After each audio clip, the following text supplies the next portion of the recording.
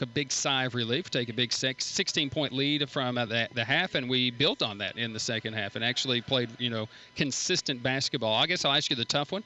Was that the most complete game that we have played this year? I'm not gonna say most complete game yet because to me, when Brandon Mitchell, he's still our catalyst. I mean, I hate to say it, but he's the guy that we got to get going. And Yeah. tonight we couldn't get him going, but that was a huge start from what we've been playing, how we've been playing. Yeah. And so I'll take it. Fours were wild for Brandon. 4 points, 4 rebounds, 4 blocks, 4 steals. I mean, yeah, he had a lot of that, going on in this one. And the 4 blocks, he had 2 of them blocking 3-point shots in the contest. But for the Pioneers in that first half, and I really thought it really was your defense that kind of led. We didn't shoot lights out in the first half, but your defense really created some opportunities. Yes, and that's what we bet our hats on. And that's why I tell the guys, as long as we continue to play our defense, getting better in our zone and doing with our reads, I think we'll be okay because we're going to continue to rebound the ball.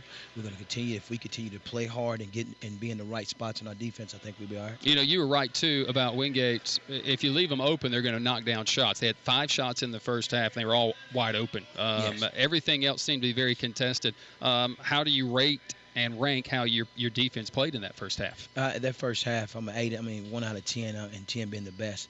I'm gonna give it a 7. Mm-hmm. I mean, because we always got room to prove, and I'm a perfectionist, but Mm-hmm. you can never be perfect, but it's what you shoot for. And the reason why I say that because we did a really good job of, especially when we made a sub.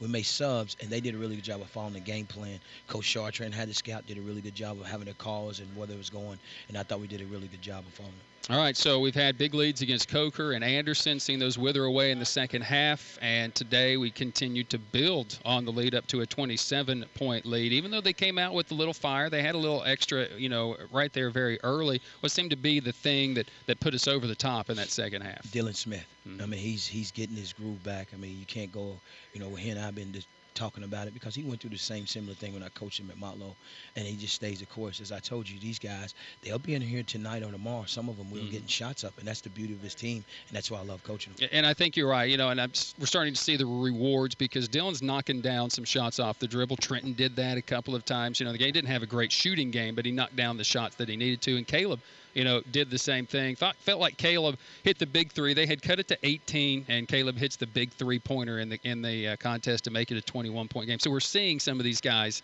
develop some of that. Yes, and it's got to be consistent, and that's the thing we have to do is build on and be consistent because that's my thing. I mean, you can't just do it, go 2 or 3 games and do it, and then go off 4 or 5 games and not even see the basket. So the biggest thing is I'll say it till I'm green blue in the face. You have to continue to get in the gym. You have to continue to believe, and if you do that, I think we'll be fine. All right, strange things in the game. Probably, of the 11 turnovers, 6, 7 of them maybe on the offensive end for the team, and whether it's just not understanding situations or staying set or whatever it is, we're getting a lot of those offensive fouls that result into turnovers. Yeah, and we can't do that. But I tell the guys a lot. If you get in doubt, get to the rim. If you get a charge, that's better than throwing up a long 30-foot or 25-foot and they getting the long rebound going and scoring.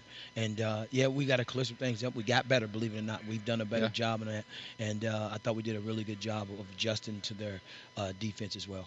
21 offensive rebounds, second consecutive game. We overshot a few layups again after getting some of those offensive boards. I mean, but as long as we continue to rebound the ball and continue, I'll take it because I remember Joshua Scott missed 2 of them. It's coming top of my head, but like I told him, it's okay. You continue 6'3", 6'4", and you can get in with the big guys and continue to get those rebounds. At some point, it's going to fall. Your bench helped you tonight. Josh Scott was big. Keyston Brown, big. These guys coming off the bench providing some big offense. Yes, and the biggest thing is confidence. Josh has been going, but Keyston, it's the kid that I recruited out of Lexington because when I first saw him, he played for Team Manimal. I love his fire, and the one thing, he's getting comfortable. And it's like at this time of the year, him and Justin Mitchell, Joshua Scott, Daquavius Wilkins, call him Bay. Those young guys are getting settled in and understand how to practice and how to bring it to the floor. And I think it's what helps, especially with Keyston. All right, final comments. LMU, ranked 3rd in the country, comes in here. They've had a down year a season ago. We got them into the long, a decade of losing to LMU. Here they come in here, going to be really solid. Got to build upon this game. How do you build upon it? We lost 3 in a row, and I am going to celebrate this. And I told the guys, but come Wednesday, you can't, with a team like LMU is as good as they are offensively, you cannot have droughts. I mean, Yeah. it's our way. I told the guys, it's kind of like LSU. When you see them playing football, if a team had a drought, the score would be 28, 21, nothing. With us, if we have a drought like that, we're going to be down 15 to 20 points. Yeah. But the one thing about this team that I always take with us, they play hard and stay consistent as far as on the defensive end. It's a good win. Thank Congrats. you, sir. That's JT Burton, third straight win against the Wingate Bulldogs. Hasn't lost to them. Pioneers get the rematch February 29th in the regular season finale at the Cuddy. Pioneers victorious tonight, 75-53. Back with some final comments after this on the Pioneers Sports Network.